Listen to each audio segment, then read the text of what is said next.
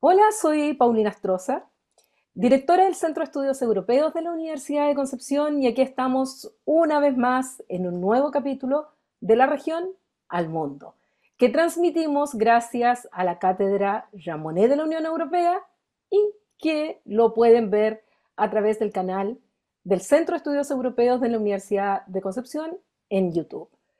Hoy día vamos a hablar de organizaciones internacionales, particularmente de una. Vamos a hablar de desarrollo sostenible y sobre todo del trabajo que esta importante organización realiza en nuestro país. Me estoy refiriendo a la Organización de las Naciones Unidas y hoy día tengo el honor de contar en este programa con la coordinadora residente del Sistema de Naciones Unidas en Chile, María José Torres, quien vamos a hablar primero de tiene un gran currículum, una gran experiencia internacional, pero me importa destacar que ella estudió licenciatura en Derecho en la Universidad de Cantabria en España. Además, tiene un máster en estudios europeos por la Universidad Pontificia en España, un máster en relaciones internacionales en la Universidad Libre de Bruselas en Bélgica y otro máster en Derecho Internacional Humanitario y Derecho de los Derechos Humanos por la Universidad de Essex en el Reino Unido. Antes de llegar a nuestro país, que fue nombrada por el secretario general de las Naciones Unidas, Antonio Guterres, tuvo una participación como coordinadora residente en Malawi, en asuntos humanitarios, también en Naciones Unidas. Además estuvo en la jefa adjunta de la oficina en Colombia y Palestina. Además ha estado en Nueva York y en Somalia en temas del Departamento de Asuntos Políticos y Conciliación de la Mm. Paz, entre muchos otros que sería muy largo de seguir aquí contando. Por lo tanto, Sí, una gran experiencia y gracias, María José, por estar con nosotros en este programa de la región al mundo. muchas gracias, Paulina. Un privilegio para mí participar, aunque sea hace un momentito, en este programa. Sabemos del trabajo que estás haciendo, del trabajo que se está haciendo desde la Universidad de Concepción y de verdad muy entusiasmada de ser parte de tu tertulia esta tarde. Bueno, partamos con algo muy básico que tal vez a aquellos que nos dedicamos a esta área nos puede parecer de perogrullo, pero que la verdad hay bastante desconocimiento a nivel general y a veces el desconocimiento lleva a las mentiras y de las mentiras lleva a la manipulación y lleva a ciertos discursos por los cuales se ataca muchas veces. Partamos por saber qué es o qué son las Naciones Unidas. Mm. Las Naciones Unidas yo creo que es una aspiración que siempre ha tenido el ser humano de encontrar soluciones que permitan no solamente arreglar la cosa en pequeñito, sino también entender que el problema no solamente es mío, sino que es de toda la humanidad. Y en este caso particular, yo diría que el desafío que se planteó la humanidad para crear el sistema de las Naciones Unidas fue la Segunda Guerra Mundial. El nivel de muerte, el genocidio cometido en ese momento contra el pueblo judío, la situación absoluta de destrozo de Europa, que implicó también y tuvo un impacto en África, en Oriente Medio, América Latina también obviamente se vio afectada de otra forma. Pero yo creo que esa sensación de caos llevó a los líderes mundiales a pensar que valía la pena pensarse en un orden mundial basado no solamente en los intereses de los gobiernos, sino también los intereses de la gente. Y por eso me encanta la pregunta, Paulina, porque en el fondo yo creo que lo que perdemos de vista cuando hablamos de la creación de las Naciones Unidas es que la primera frase que tiene la carta es We the people, es decir, nosotros la gente. Y es un poco resaltando la responsabilidad que tienen los gobernantes que están en ese momento detentando el poder de poder entregar una serie de estándares en temas de derechos humanos, desarrollo, en términos también de paz y de seguridad. Ese es el objetivo de las Naciones Unidas. Ahora, bueno, Naciones Unidas, debemos decir que Chile es un estado fundador de esta organización internacional, que fueron 51 los primeros que partieron, hoy día son 193. Y recordar también y decirlo, no está de más, que nadie se ha salido de las Naciones Unidas y que cumple esta función principal que tú señalabas de la paz y seguridad internacional. ¿Cuáles son los órganos principales de Naciones Unidas y dónde están ubicados físicamente sus sedes? O sea, yo creo que si me permites, es súper importante esa referencia histórica que acabas de hacer a Chile, porque efectivamente ahora yo creo que todos los gobiernos son miembros y los países son miembros del sistema de las Naciones Unidas. Pero en ese momento hubo una coalición de los que querían de verdad imaginarse un futuro mejor. Chile estaba ahí, pero sobre todo quiero destacar la pluma de Hernán Santa Cruz, que fue uno de los fundadores también de la Carta de Naciones Unidas, pero también de la Declaración Universal de los Sí. Derechos Humanos. Entonces, no es simplemente circunstancial, fue muy sustantivo el aporte de Chile a través de, en ese momento, el representante permanente de la misión de Chile ante Naciones Unidas. Entonces, primer tema que me planteas, ¿dónde está Naciones Unidas? ¿Qué compone a las Naciones Unidas? Bueno, tenemos como órgano fundamental que expresa la voluntad de esos 193 estados en este momento es la Asamblea General. Y muy importante, la Asamblea General es un estado, un voto. Entonces, lo mismo vota Bután que Estados Unidos, o sea, tiene exactamente el mismo voto. O Rusia que Chile.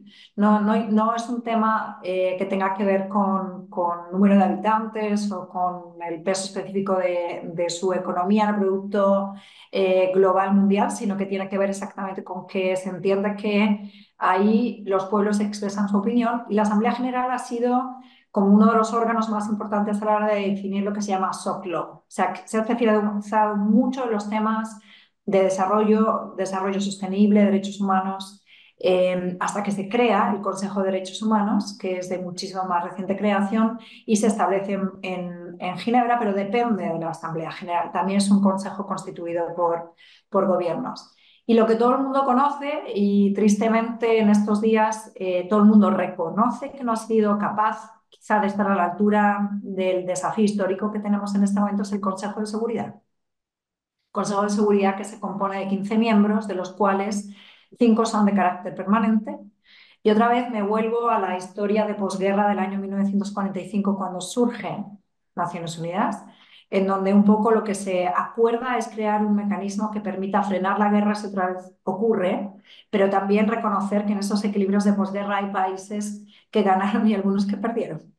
Entonces, lamentablemente, se inició la Guerra Fría y, por lo tanto, los miembros del Consejo de Seguridad reflejan una situación geopolítica de ese momento.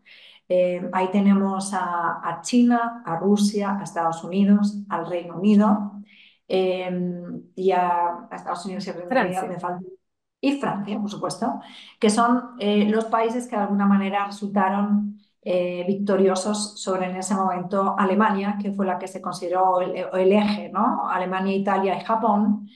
Y la verdad es que ese esquema de veto eh, no ha sido posible compensarlo con el hecho de que hay países que rotan, ¿no? Es decir, los otros 10, por periodos de 5 grupos de países, van rotando. Por supuesto, Chile también ha sido miembro del Consejo de Seguridad y hay un ejercicio muy interesante, pero lamentablemente en momentos en donde estos 5 no se ponen de acuerdo, hay un bloqueo. Y por lo tanto, Naciones Unidas, como lo estamos viendo en el caso, por ejemplo, de Rusia y Ucrania, lo estamos viendo en el caso de la situación de Gaza y la guerra en este momento abierta con Israel, yo creo que ahí hay un impasse muy trágico. Ahora, dentro de los otros órganos está el Consejo Económico y Social, el ECOSOC. ¿Qué Ujú. funciones cumple y aquí cuál es tu valoración del trabajo de la presidenta? Acaba de terminar la presidencia Chile de la embajadora Paula Narváez a cargo de este otro consejo, porque está el Consejo de Seguridad, está el Consejo Ah, Económico Social dentro de los más importantes. exacto, mira, bueno, el ECOSOC es el órgano principal de la Asamblea General para conversar sobre los temas de desarrollo. Entonces, de desarrollo social, desarrollo económico, como muy bien dices, ¿no? Entonces, el ECOSOC tiene obviamente una composición de países también, o sea, todos son miembros del Consejo Económico y Social y tiene una presidencia rotatoria Y en este caso, nuestra representante permanente de Chile ante Naciones Unidas, la embajadora Narváez, consiguió históricamente ser la presidenta por un año del ECOSOC.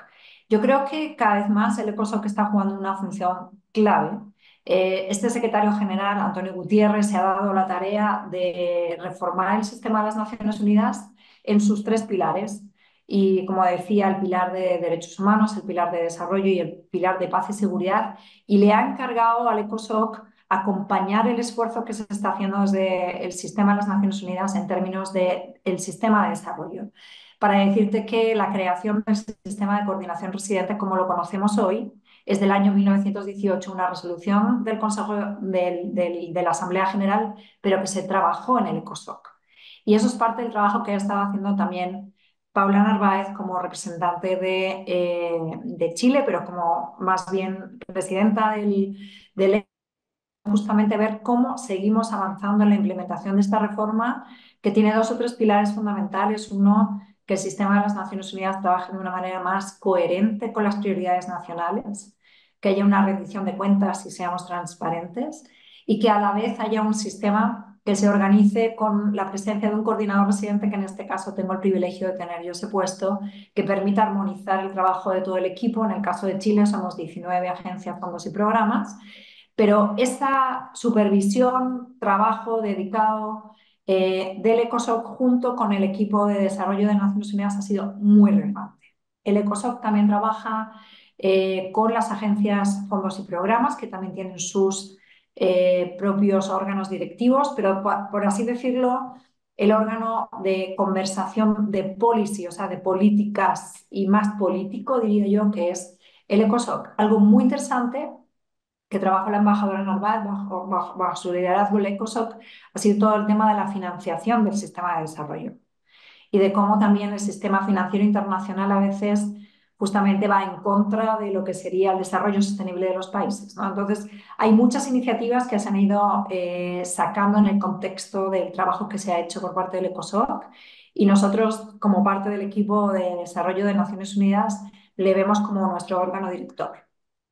Me gustaría que entráramos ya a un tema que cada día se presenta más en la agenda, cada día es una urgencia mayor, pero que, pero que quisiera que se aclarara más para aquellos que no están viendo y no están escuchando, que es el concepto de desarrollo sostenible, y que es una de las metas que busca justamente Naciones Unidas, y junto a esto está la Agenda 2030, con estos 17 Objetivos de Desarrollo Sostenible. ¿Podrías explicar un poco qué significa desarrollo sostenible y al mismo tiempo qué es la Agenda 2030? Sí, claro, con mucho gusto. O sea, yo creo que la palabra lo indica, ¿no? Entonces, sostenible quiere decir que no importa que tú y yo, Paulina, vivamos una vida de confort, si no somos capaces de dejar a nuestros hijos una situación igual o mejor, realmente nunca estaríamos cumpliendo con el paradigma del desarrollo sostenible. Es decir, el desarrollo sostenible habla del desarrollo hoy, pero también piensa en las generaciones futuras. El desarrollo sostenible piensa que tenemos un planeta que tiene límites, y eso lo acabamos de descubrir en el sentido de que el crecimiento económico a veces ha conseguido colocar los límites del planeta más allá de sus fronteras. Por ejemplo, si cortamos árboles de una manera no sostenible, eh, vamos a deforestar, y por lo tanto eso genera una serie de impactos que van a hacer, no van a hacer cierto el hecho de que esa comunidad rural que vive en determinada zona va a dejar a su nieto o a sus bisnietos una situación mejor que la que tienen ahora, porque va a haber mayores inundaciones, mayor sequía, va a haber una situación de impacto en el ambiente que tiene un impacto también en el bienestar económico y social. Entonces, esa es una dimensión, ¿no?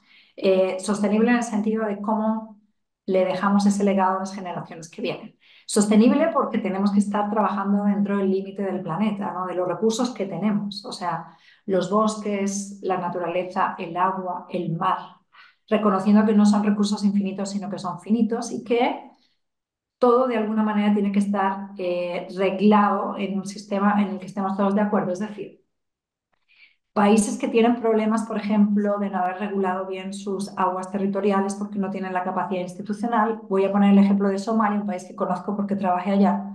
es un país víctima, por ejemplo, de la pesca ilegal.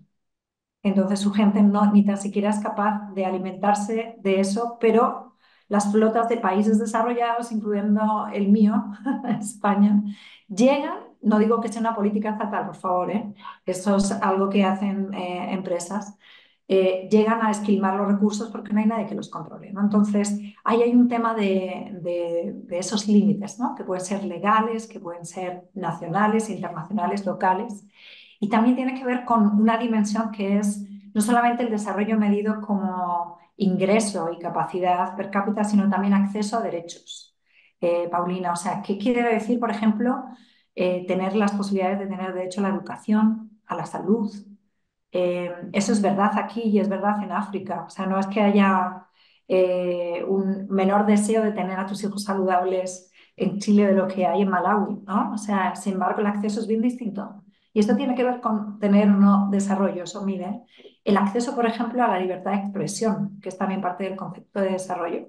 Entonces, esa agenda que se acordó por parte de los Estados miembros en la Asamblea General en el año 2015, que es la Agenda de Desarrollo Sostenible 2030, pone justamente ese énfasis en que tenemos hasta 17 espacios de trabajo para definir el desarrollo sostenible, que va desde no pasar hambre hasta tener agua limpia, tener, por ejemplo, la posibilidad de acceder a la salud, a la educación, a un trabajo decente, a una ciudad que sea suficientemente armónica con mis necesidades, a vivir sin contaminación, a tener un ambiente sano, a poder que la vida bajo el mar siga prosperando, a que haya, por ejemplo, energías renovables. Y todo eso entendiendo que solamente se puede realizar si trabajamos en alianzas, ¿no? Entonces, muy interesante, que es un concepto distinto al que había antes, que el desarrollo sostenible no es una responsabilidad exclusiva de los estados y de los gobiernos, sino que involucra también a los actores de la sociedad, incluyendo el sector privado, las universidades, la sociedad civil, ¿no? Entonces, yo creo que es un concepto 360 en donde de alguna manera coloca al ser humano al centro para entender cuáles son esas diferencias de acceso que te impiden tener ese modelo de desarrollo sostenible realizado, pensando en hoy, pero también pensando en el futuro. ¿Por qué desde el punto de vista de Naciones Unidas, qué explicación se dan ustedes a que en el mundo, en distintas partes del mundo, incluyo también a Chile, ha habido una campaña contra la Agenda 2030? No es algo que tenga el monopolio aquí en Chile, uno lo puede ver de manera general.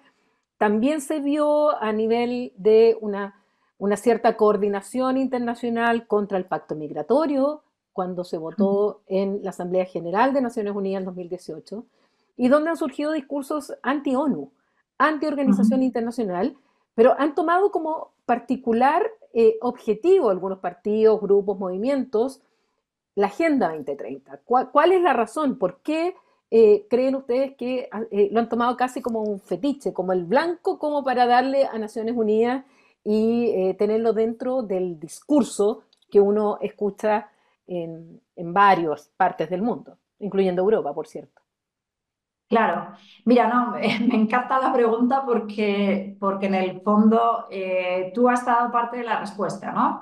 O sea, es una campaña global que tiene muchos recursos invertidos y uno tendría que preguntarse a quién le hace daño la Agenda 2030 para que se haya convertido en un instrumento de ataque político, que las Naciones Unidas que tienen en sí mismo una ambición de llevar al planeta a un lugar mejor, ¿no? Me encanta lo que decía Hamashok, que fue uno de nuestros primeros secretarios generales, que es que en realidad las Naciones Unidas no se diseñaron para traer el cielo al planeta, sino para sacarle del infierno y literalmente es lo que estamos viendo hoy en día, por ejemplo, a la gente que sufre crisis humanitarias terribles en Sudán, en DRC, en Gaza, ¿no? O sea, eso sí es el infierno de verdad. Os lo digo por haber tenido la oportunidad de estar trabajando muy de cerca en esos contextos. Pero lo que uno piensa es, bueno, ¿cuál es el sentido o por qué hay esta campaña de desinformación tan fuerte en donde se imagina que esto es parte de un ejercicio global en la sombra para tratar de quitarle el poder a la gente, ¿no? Y yo creo que tiene que ver eso con ciertos espacios de quizá personas que no están llegando a acceder a la información correcta. Entonces yo invitaría, y me parece que en el debate también está la gracia, yo tampoco defiendo que todo lo que hemos hecho, porque a fin de cuentas la organización es enorme, siempre ha estado bien, ¿no? Como por ejemplo yo soy profundamente europeísta y defiendo la institucionalidad europea, pero comprendo que hay críticas que son fundadas. Yo no creo que nadie en el sistema de las Naciones Unidas esté ajeno a la necesidad de criticar la organización para hacerla mejor, pero esto sí me parece importante destacar, Paulina, que es una agenda que trae una etiqueta de alguna manera destrozar espacios que son globales de puesta de acuerdo. Es una apuesta de llevarnos al miedo, a pensar que solamente en el nivel local, solo en mi país, solo en mi comunidad voy a poder ser libre, estar tranquilo, cuando en realidad sabemos que prácticamente todos los problemas que cualquier político tiene que enfrentar o política que esté a cargo de un país, de una municipalidad, pasa por fenómenos globales: la migración, el cambio climático, la generación o no de empleos de calidad, el uso de las energías renovables, el tema, por ejemplo, de la inteligencia artificial. Es muy difícil pensar que la solución es local y que puedes hacerlo aisladamente.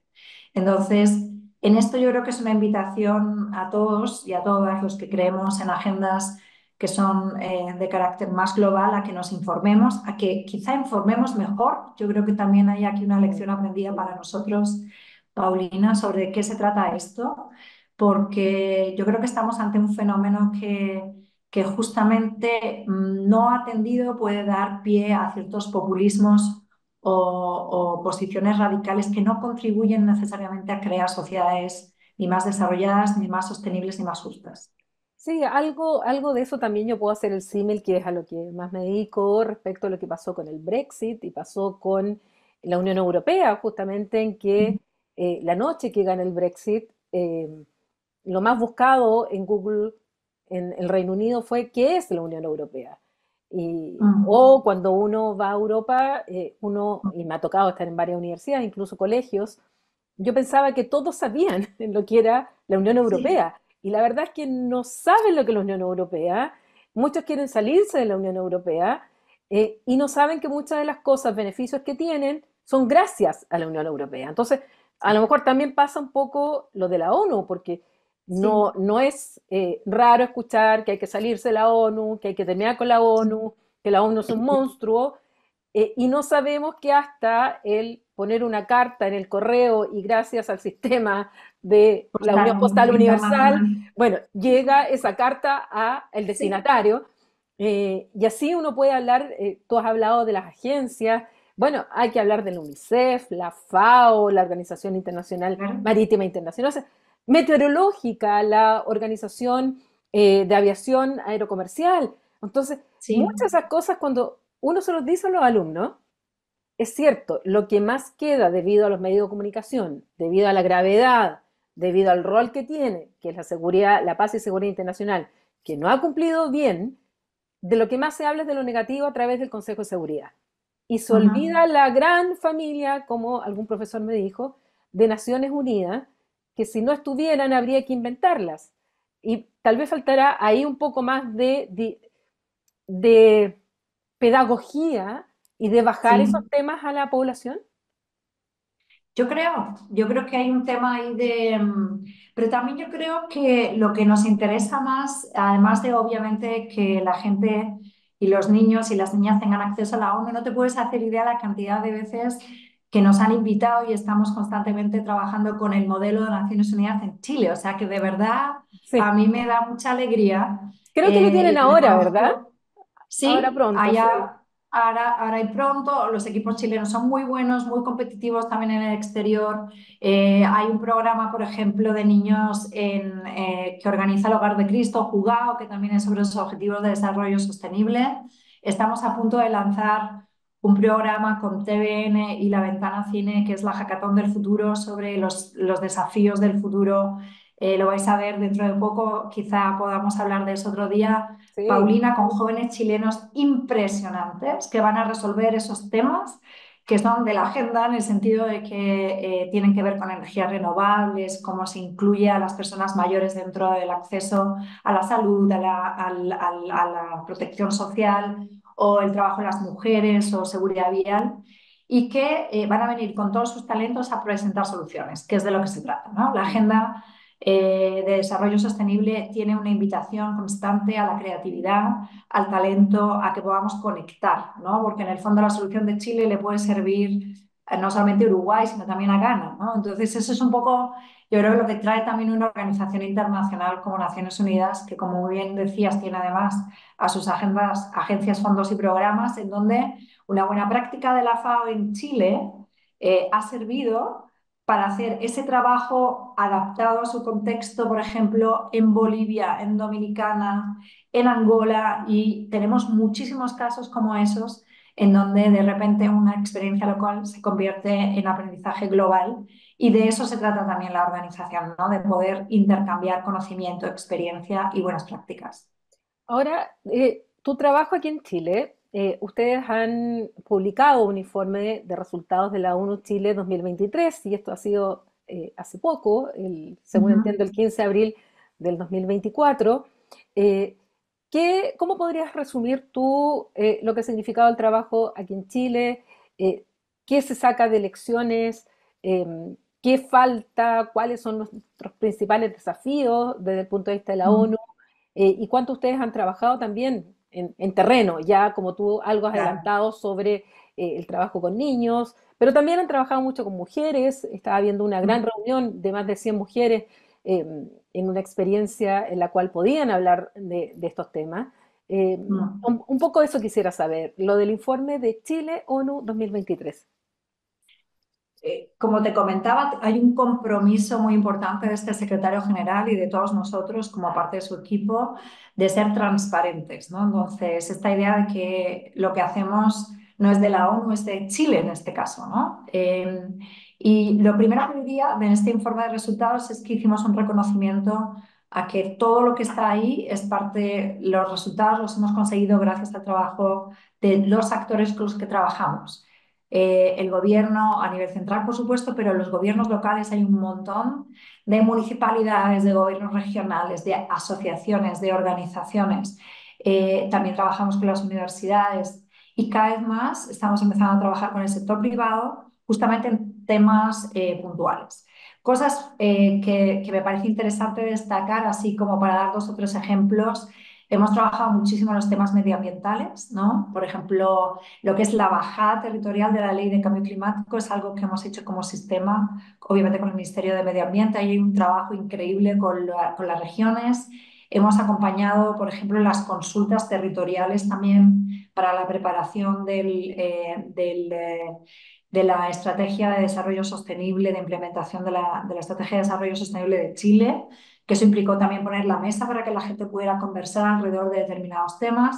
Abrimos la mesa, como tú muy bien decías, a este diálogo que es global frente a la cumbre del futuro con el tema de las mujeres, ¿no? Porque se entiende que no hay espacios, los mismos espacios de participación globalmente en donde las mujeres tomen decisiones, participen.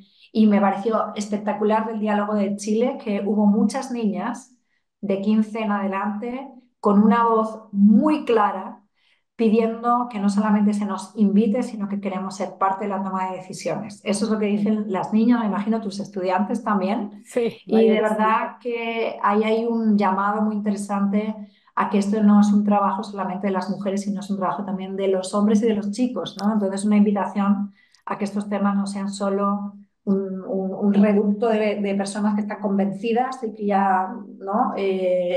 Sino que de verdad es una tarea social y en ese sentido una invitación a involucrar también a los hombres, a los jóvenes en esta conversación. Otro tema, por ejemplo, que tiene que ver con la preservación de las semillas, que son patrimonio de la biodiversidad de Chile y un trabajo con pueblos indígenas y particularmente mujeres indígenas. O, por ejemplo, los temas de cuidado, que también hemos sido parte. Trabajo que acaba de publicarse en este momento de la nueva política sobre niñez y adolescencia, ¿no? En donde también hemos trabajado mucho como equipo de Naciones Unidas o también la ley que se acaba de promulgar sobre una vida libre de violencia, en donde hay un compromiso muy fuerte. Esto es para darte algunos ejemplos. Algo muy bonito que estamos arrancando es, por ejemplo, el trabajo sobre el cierre de la brecha digital en zonas rurales rezagadas, que es un trabajo muy de la mano, obviamente, con el Ministerio de Agricultura, con el Ministerio de TICS y también con el sector privado y los gobiernos regionales en Araucanía y Ñuble, que nos tiene muy entusiasmados porque es un proyecto interagencial con la FAO, Mujeres, la ITU, la CEPAL y OPS, OMS, que tiene una serie de componentes muy interesantes, ¿no? Entonces, estos son algunos ejemplos de lo que hacemos. Somos 19 agencias, fondos y programas, como mencionaba. Y tú me preguntabas, bueno, ¿qué falta? ¿Qué lecciones hemos aprendido? Bueno, primera lección, yo diría es que aunque hemos hecho un esfuerzo, tenemos una intención muy importante, tenemos una intención muy fuerte de llegar al territorio. La brecha más grande del desarrollo en Chile se da en los territorios. Y dentro de los territorios también hay zonas particularmente abandonadas, ¿no? Entonces, yo te diría que zonas rurales en situación de rezago nos parece que es importantísimo llegar. Comunidades indígenas, si tú vas a ver quiénes son los que viven en esos territorios, hay algunos de esos territorios poblados por comunidades. Si vas a la zona norte del país, que es la que recibe el impacto más grande de la migración, ese es un gran tema que Naciones Unidas también ha estado trabajando. Y de verdad, yo creo que contra aquellos que piensan que el trabajo de Naciones Unidas es llenar los países de migrantes, yo diría que el trabajo de Naciones Unidas es acompañar a los países a que justamente se haga un trabajo tanto con la comunidad de recepción como con las personas que están buscando otra oportunidad, ya sea por razones políticas o económicas.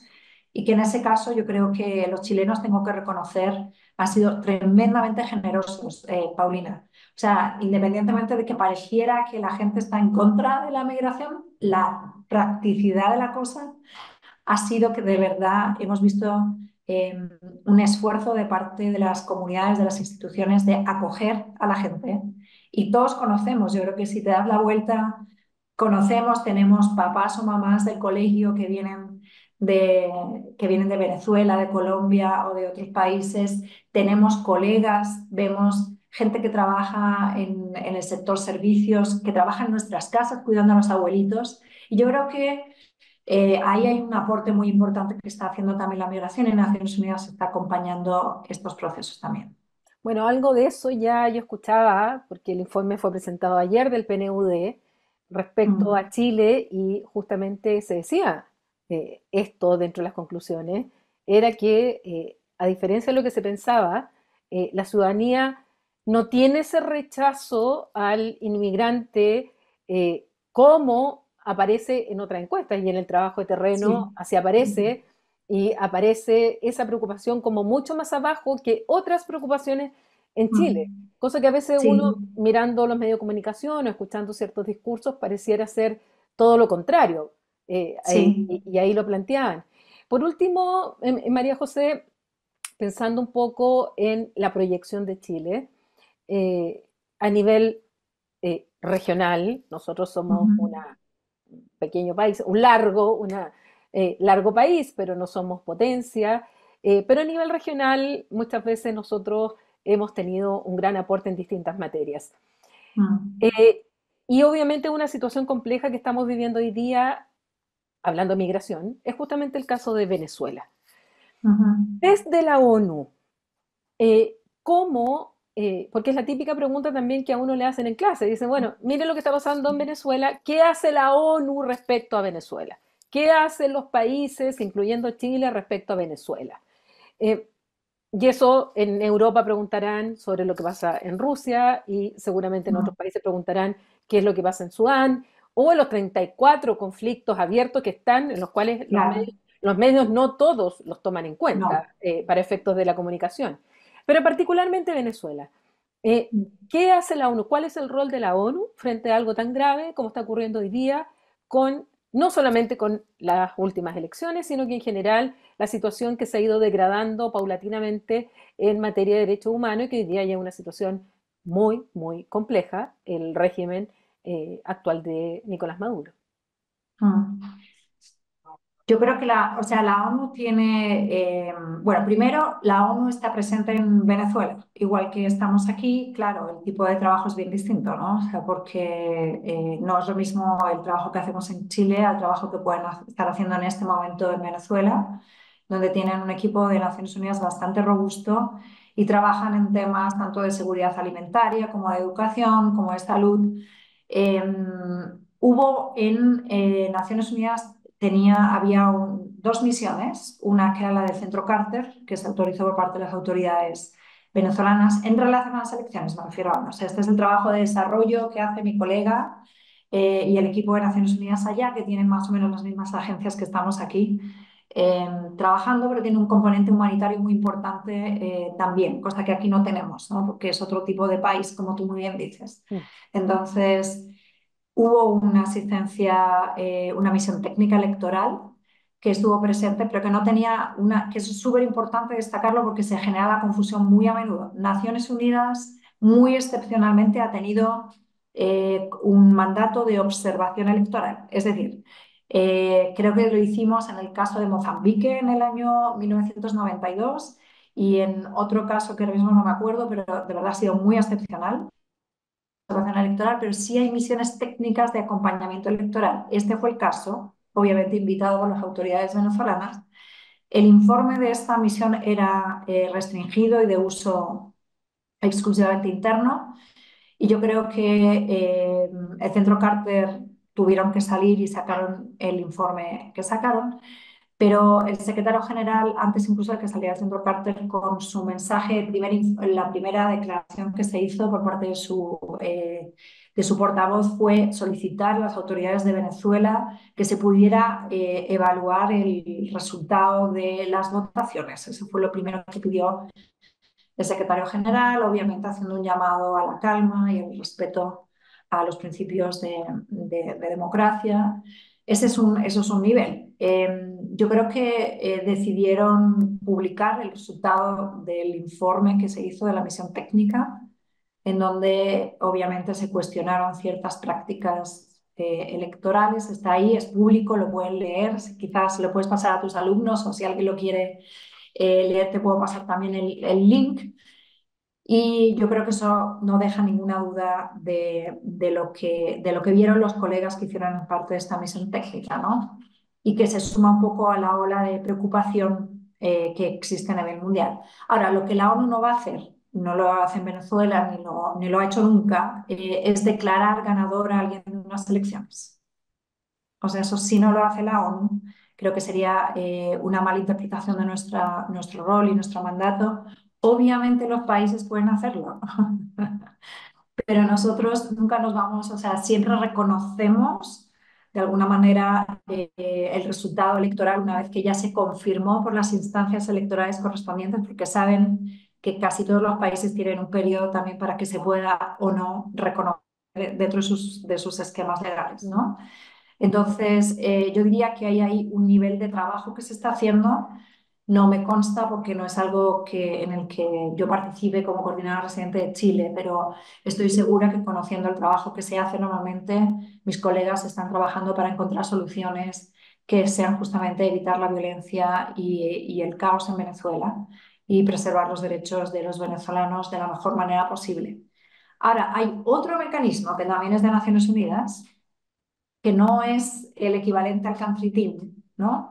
Que depende en este caso del Consejo de Derechos Humanos que se creó por parte de los Estados, que es una misión internacional de verificación sobre la situación de derechos humanos de Venezuela, que tiene tres expertos, uno de ellos es chileno, Paulino, Francisco y Cox. ellos se han pronunciado, exacto, ellos se han pronunciado en la forma más clara porque tienen ese mandato del Consejo de Derechos Humanos. También pertenece al sistema de Naciones Unidas y están haciendo uso de ese mandato, ¿no? Entonces, yo creo que sí, para hacer la respuesta más redonda y Mm. corta, Naciones Unidas sigue trabajando en el territorio con lo que se les está presentando. Estoy segura que están haciendo el esfuerzo más grande para hablar con todos los actores y tratar de llamar a la calma.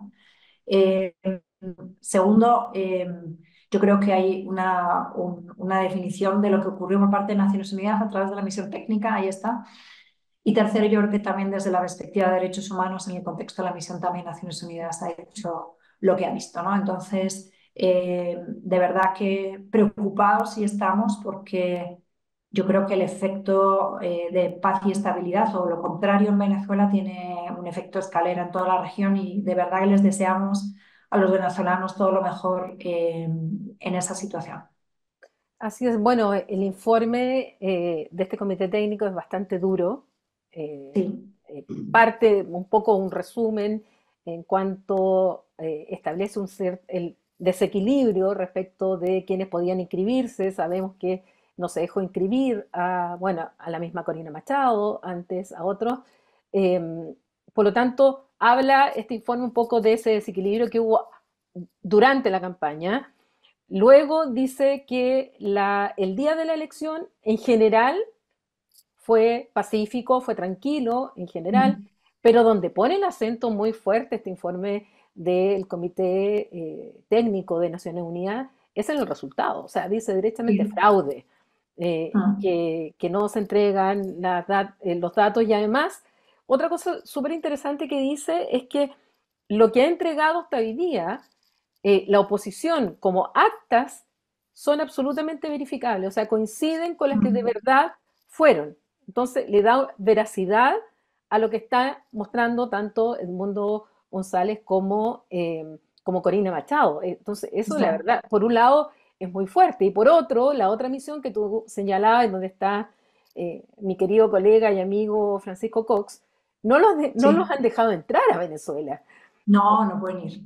Claro, Pero está entonces, virtual. O sea, solamente Paulina, para aclarar que hay varias misiones de estas características. En la región tenemos también, por ejemplo, Nicaragua, pero está Siria, está Myanmar y nunca pueden entrar porque obviamente el trabajo que hacen es muy antipático, por ponerlo claro, así, al gobierno de turno, ¿no? Entonces, pero efectivamente no pueden trabajar en el territorio, pero tienen mucho acceso a información, como te puedes exacto. imaginar.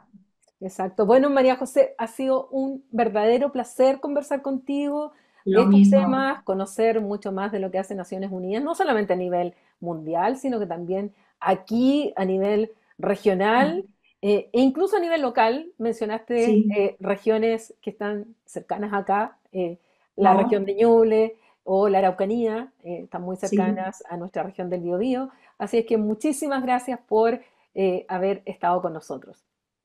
Un placer, Paulina, y de verdad la invitación para ti, los estudiantes y los oyentes. Cualquier necesidad o información que necesiten, estamos a súper disposición, muy contentos también de poder participar y de seguir trabajando en Chile, que es un gran privilegio. Y ojalá que te tengamos aquí en la Universidad de Concepción muy pronto también. Coordinaremos algo. Ojalá, estoy de acuerdo. Así que Muy bien, muchas Paulina, muchas gracias. gracias. A ti Gracias. también. Chao, mujer. Y ustedes saben que a través de este programa conocerán de la región al mundo. Y hoy día hablamos de la región al mundo y del mundo a la región. Así es que eh, esperen el próximo capítulo, nuevos temas, nuevos especialistas, tratando de entender un poco este complejo mundo que nos ha tocado vivir, pero que siempre es importante saber informarse de quienes saben. Así es que hasta la próxima semana y que tengan ustedes un muy buen día.